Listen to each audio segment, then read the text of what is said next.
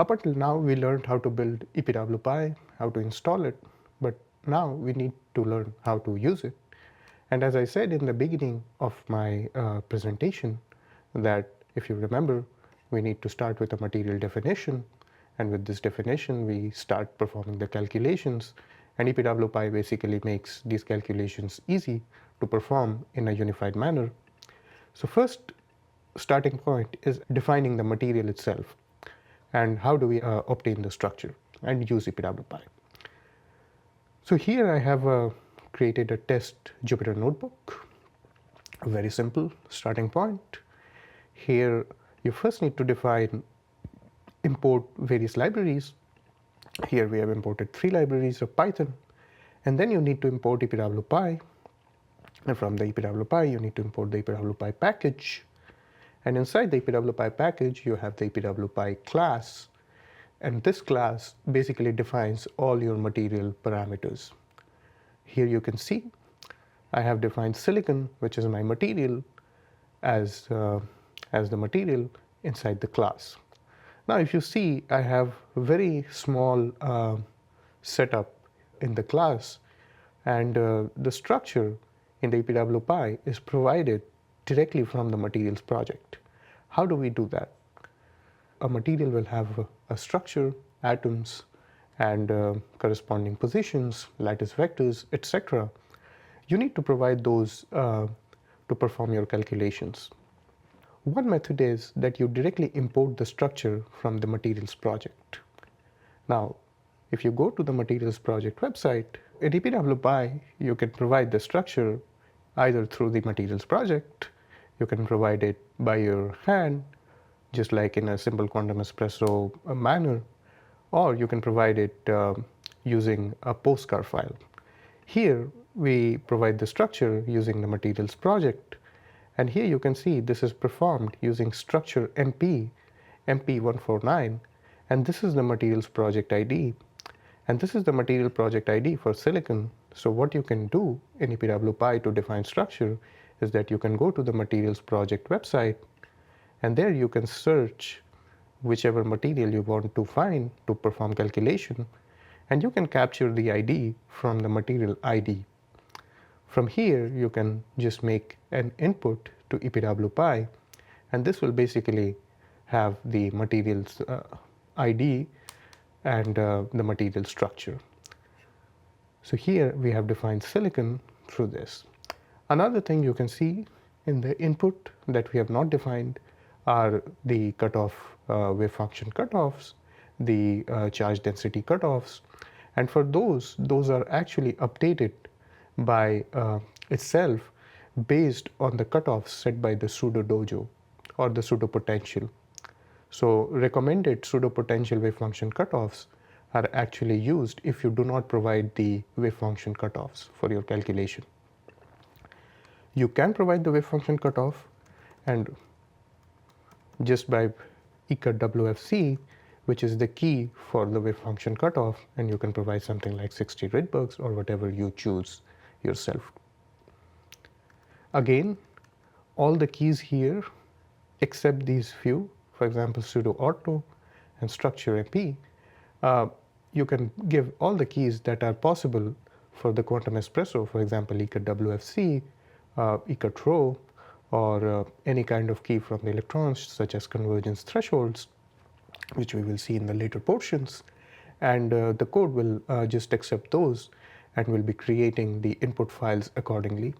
So all the keys or all the input tags which quantum espresso has can be inputted here in the EPWpy class, and this will define the starting material or the material parameters for your calculation. Now after you run this, you can perform shift enter, and when you run this basically tells you the EPWpy displays the logo, and here it tells you the lattice vector and the atoms. Since we have used silicon, which is MP149, you can see the position of the silicon that we have obtained from the materials project as well as the lattice vectors. The next thing is the pseudopotentials. You need pseudopotential for pseudopotential based DFT calculations. And how do you obtain these pseudopotentials? One way is that you provide them again explicitly. You can do that, that's something we will discuss later. But the benefit of EPWpy is that you can use automatic pseudopotentials which are downloaded from directly from the pseudodojo using a tag called the pseudoauto true. When you use this, it basically goes to the repository of the pseudodojo, and from there it downloads the pseudopotential that it finds. All these tags, which will be dealt later, can be changed, and you can download different types of pseudopotentials from pseudodojo using the pseudoauto and some other options that we will discuss later in an advanced video. Now, this is the very basic. You can build your structure from the materials project. You can download the pseudopotential directly, and whatever your structure is comprised of, pseudodojo will actually download the pseudopotentials. So let us try some other material, and here I try MOS2, and MOS2 has, so this is the R3M structure of MOS2. We copy the materials project ID, we place it here,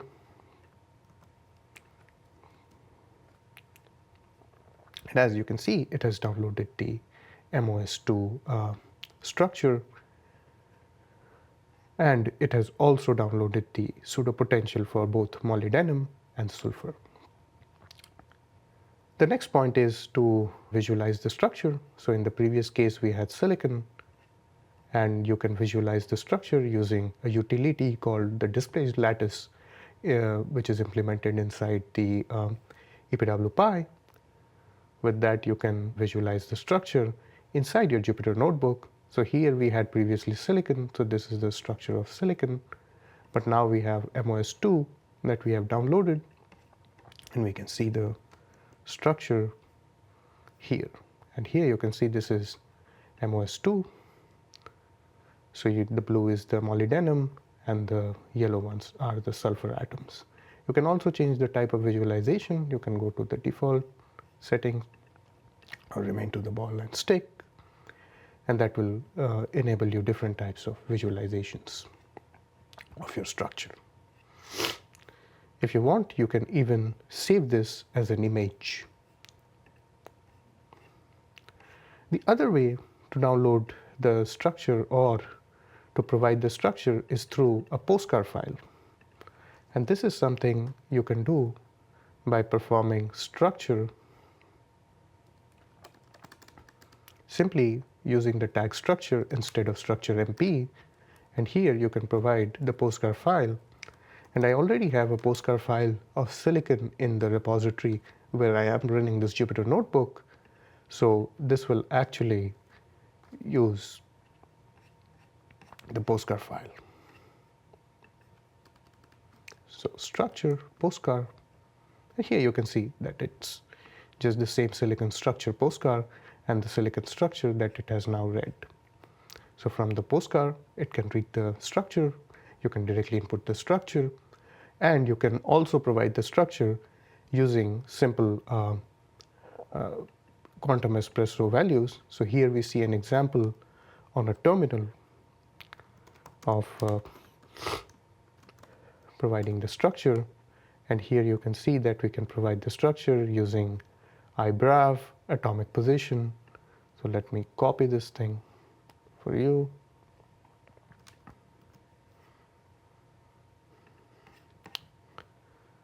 So instead of doing this, we comment and we provide the EPWpy, the atomic position type, as well as we can provide the atomic positions and the lattice vectors using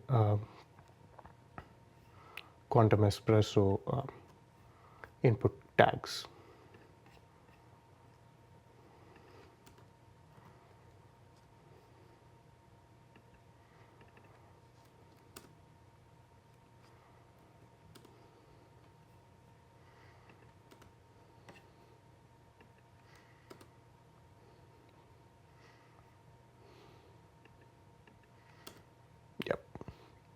So here I have an example of tantalum arsenide, and you can also provide the atom, cell type, etc., and the atomic species.